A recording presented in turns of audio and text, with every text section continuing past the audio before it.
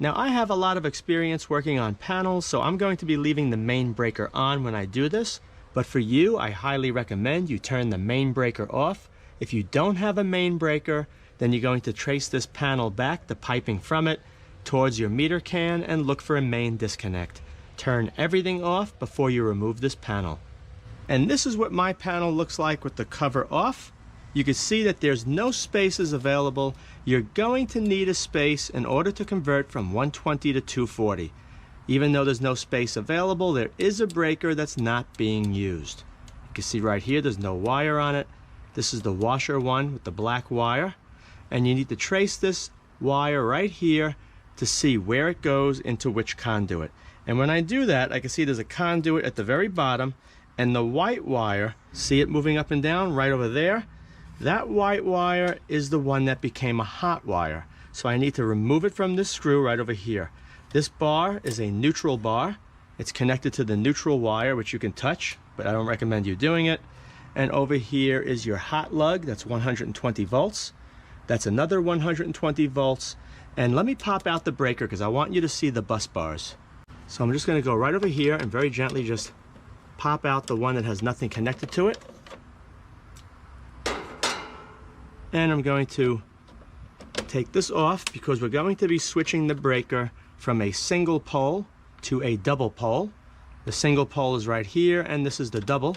You can see it has a common trip. I'm just going to pop this off to the side here.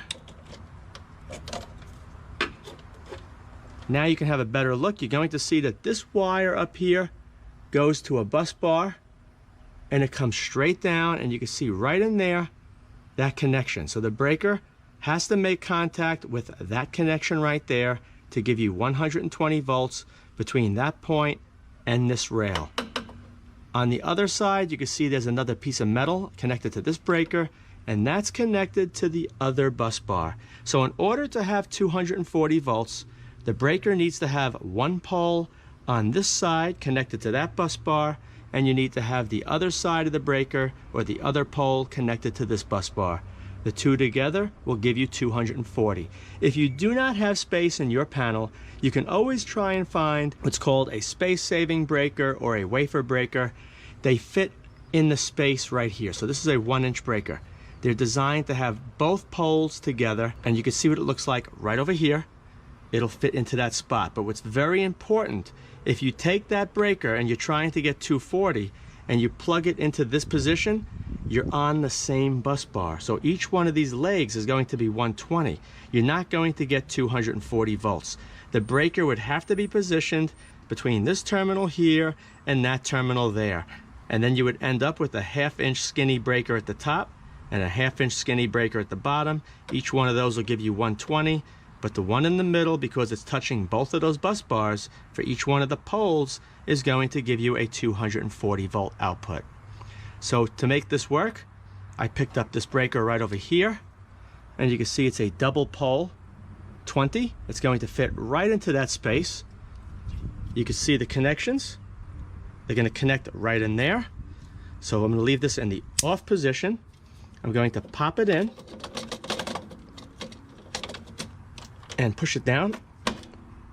Okay, I'm going to take this wire, connect it to this screw, pull on it, make sure it's good. So that's one connection ready to go.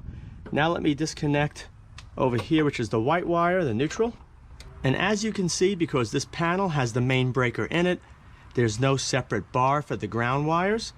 The neutral right here goes to that point, it jumps across, it comes down, and you can see the green screw is the bonding screw between the neutral and the housing.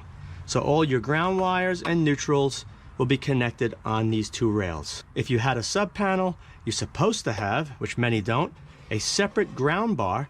You'll see a ground wire going to a separate bar, and the bonding screw will not be connected. It'll just be neutral, and then you'll have the separate ground. All your ground wires would go on the ground bar, and all the neutrals would go on the neutral bar. So I'm just going to grab this with needle nose. You can now see the heat shrink has been applied to this white wire, the neutral wire. I'm going to pull it up and connect it to the screw right over here. Okay, push this off to the side, make it nice. And that is it. The neutral wire is now identified as hot, connected to one pole, and we have the original black wire on the other pole. The ground is fine. It's right over here, connected to the neutral bar. Let's turn it on and go check the power. To check the voltage, I'll be using this bar meter. Keep an eye right over here. It says AC 120 and 240. Let's go between one leg and the ground first. There you go, 120. Here in the box itself, grounded good. And now between both should give 240. And there you have it, 240 volts. If you have a 240 volt circuit that you want to convert to 120, then you would identify the neutral wire that you're going to be using, as I said earlier, by disconnecting this from the breaker, turning the power on, and identifying which one has no power. You would take that wire, the one that's neutral, make it white with the heat shrink or white tape, connect it to this neutral bar right over here. Then you would take this breaker out, install a single pole like you see over here at the top, connect it to the black wire, turn it on, and you'll have 120 volts going exactly where you had 240 volts. This empty space here, you could buy a plastic cover to go inside your panel. If you enjoyed this video, be sure to rate, thumbs up, share, and check out my extensive video playlist for many other videos of interest to you. Thanks for watching.